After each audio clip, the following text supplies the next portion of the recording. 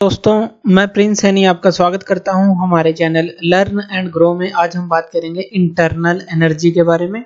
Internal energy क्या होती है तो इसके बारे में जानेंगे। इंटरनल एनर्जी ये जो वर्ड है आपने हर जगह सुना होगा, एक टेक्निकल टर्म है थर्मोडायनामिक्स के अंदर, हर जगह आप ये वर्ड सुनते होंगे। तो इंटरनल एनर्जी जो है एक्चुअल में ये होती क्या है, चलिए इसके बारे में जानते हैं।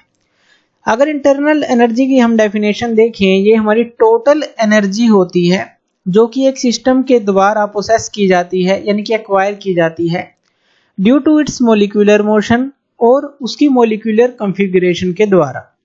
चलिए इसको अच्छी तरह से समझते हैं कि इन दोनों वर्ड्स का क्या मतलब है कि मोलिकुलर मोशन के द्वारा ये आती है किसी भी सिस्टम में और मोलिकुलर कॉन्फ़िगरेशन के द्वारा ये आती है।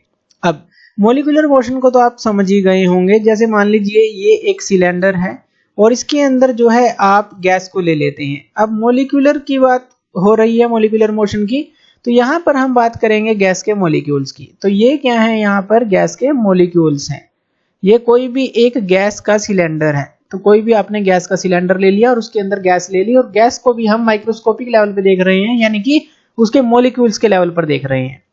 यहां पर मान लीजिए आप एक पिस्टन लगा देते हैं। ये फ्रिक्शनलेस पिस्टन है जो कि अप डाउन जो है मूव कर सकता है। ये पिस्टन रोड है। अब मोलिकुलर मोशन से हमारा क्या मतलब है कि मान लीजिए आप इसको बाहर से हीट प्रोवाइड करते हैं। आपने क्या किया, इसको हीट दी किसी बर्नर की हेल्प से या किसी भी सोर्स की हेल्प से, आपने इसको गर्म करना स्टार्ट कर दिया। जैसे ही आप इसको गर्म करेंगे तो इनके मॉलिक्यूल्स के पास एक एनर्जी आ जाएगी, थर्मल एनर्जी आ जाएगी। जैसे जैसे इनकी एनर्जी बढ़ेगी तो ये जो है अपने मॉलिक्यूल, जो इनके बीच का डिस्टेंस था जहां पर ये एक तरह से आराम से बैठे हुए थे, तो ये जो है रैंडमली मूव करना स्टार्ट कर देंगे, एक दूसरे से टकराना स्टार्ट कर देंगे, यानी कि यहाँ पे डिस्टरबेंस हो जाएगी। तो डिस्टरबेंस का क्या मतलब है, यहाँ पर एक तरह से आपको मोलिकुलर मोशन देखने को मिलेगा। तो मोलिकुलर मोशन के कारण एक तो इसके अंदर एनर्जी आई, दूसरा हमने कहा कॉन्फ़िगरेशन के कारण। कॉन्फ़िगरेशन का क्या मतलब है, मान लीजिए सेम सिलेंडर लिया आपने, यहाँ पर पिस्टन और पिस्टन रोड अरेंजमेंट लिया। अब यहाँ पर जो गैस के मॉलिक्यूल्स हैं, यहाँ पर अब मान लीजिए आप इसको दबा देते हैं, इस पिस्टन को आप नीचे की तरफ धकेलते हैं। जैसे जैसे ये नीचे आएगा, यहाँ पर आपको क्या मिलेगा, इन दोनों मॉलिक्यूल्स, यानी कि जो मॉलिक्यूल आपस में जो दूर दूर बैठे थे, मान लीजिए इस तरह से, जैसे ही आपने इनको दबाया तो ये जो है एक दूसरे के पास जाएंगे, यानी कि मॉलिक्यूलर डिस्टेंस इनका चेंज हुआ।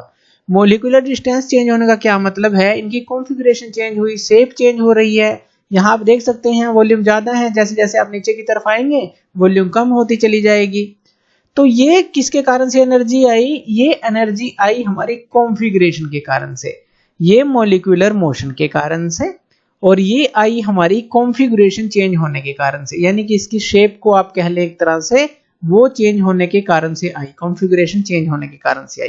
तो दो कारण से ये एनर्जी जो है किसी भी सिस्टम के अंदर इंपार्ट होती है। अब अगर हम इसकी बात करें आइडियल गैस और रियल गैस के लिए, वो भी एक अलग अलग तरह से है।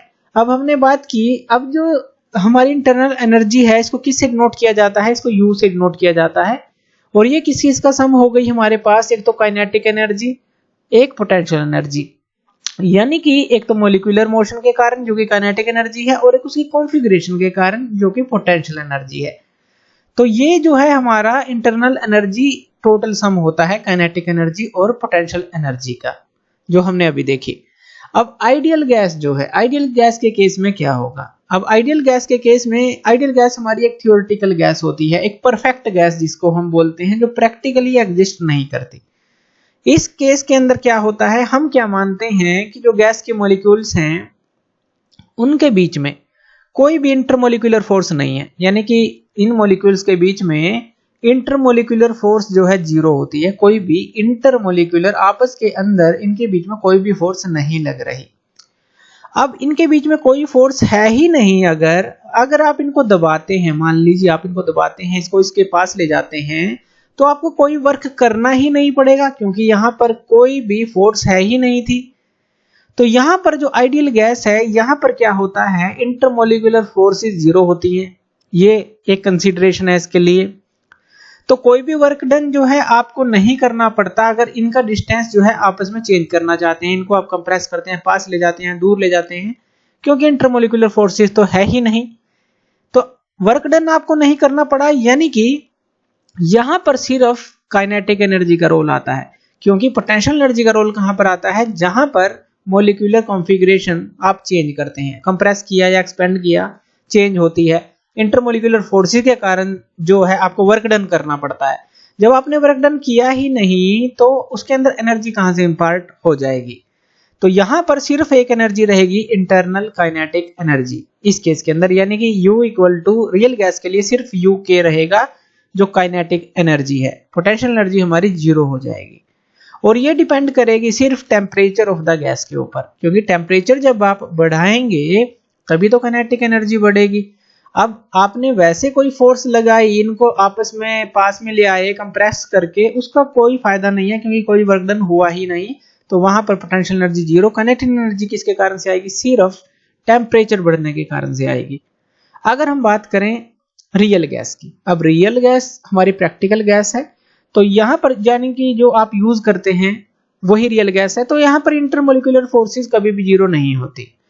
यहां पर जैसे मॉलिक्यूलर फोर्स आपस में 0 थी, तो यहां कभी 0 नहीं होगी, कुछ ना कुछ तो होगी ही, तभी तो वो प्रैक्टिकली पॉसिबल है जो रियल गैस है। तो इंटरमोलिकुलर जो फोर्सेस हैं यहां पर कभी भी 0 नहीं होता, यानी कि अगर आप मॉलिक्यूल को पास लाना चाहते हैं तो आपको इनके इंटरमोलिकुलर फोर्स के अपोज करके आपको इनको पास में लाना पड़ेगा, यानी कि उसको अपोज करने के लिए आपको काम करना पड़ेगा, यानी कि यहाँ पे आपको वर्क करना पड़ेगा। अगर आप उन दोनों के बीच, मॉलिक्यूल के बीच का डिस्टेंस को आप बदलना चाहते हैं, कम या ज्यादा करना चाहते हैं, तो वर्क आपको करना पड़ेगा। तो यहां पर इसीलिए दोनों ही एनर्जी हमारे पास होती हैं, यानी कि टोटल एनर्जी होती है काइनेटिक एनर्जी और पोटेंशियल एनर्जी। तो रियल गैस के लिए ये आप लिख सकते हैं UK प्लस UP, लेकिन अगर आइडियल गैस की बात करें तो वहां सिर्फ U इक्वल टू टोटल जो एनर्जी होगी सिर्फ UK के बराबर होगी, यानी कि काइनेटिक एनर्जी के बराबर होगी।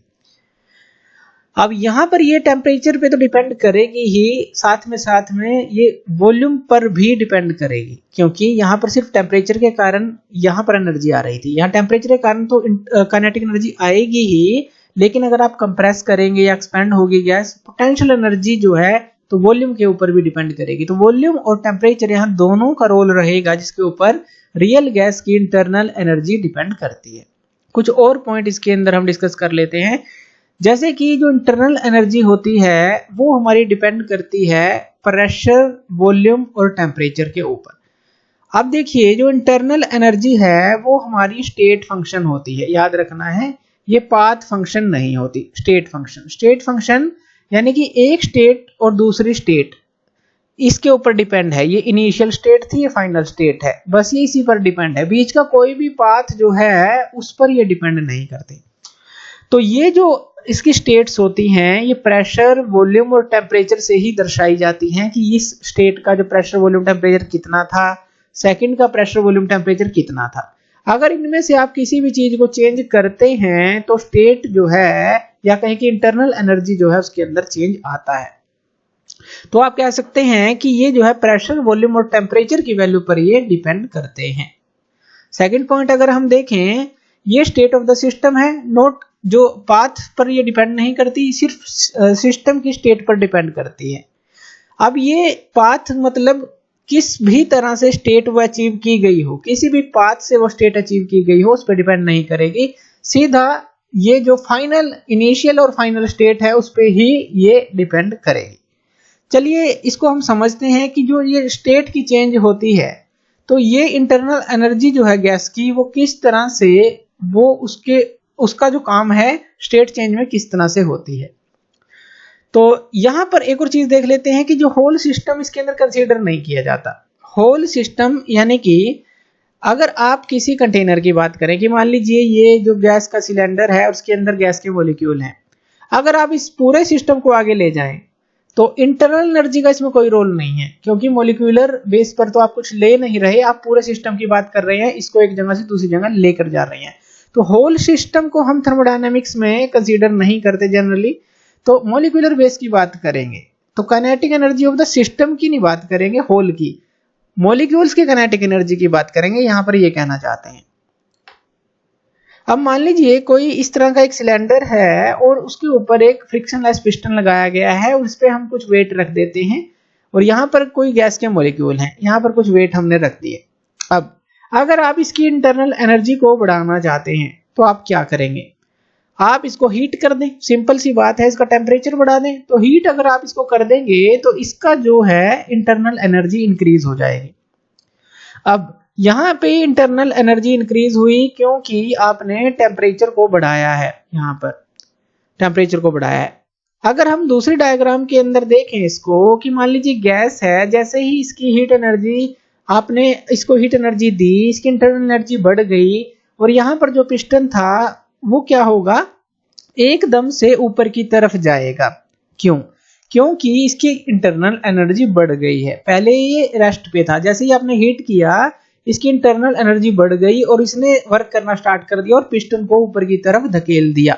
यानी कि यहाँ पर जो इंटरनल एनर्जी है वो कम होगी क्योंकि इन मॉलिक्यूल्स के द्वारा यहाँ पर वर्क करना पड़ा, वॉल्यूम जो है बढ़ गई, यहाँ पर इंटरनल एनर्जी कम हो गई।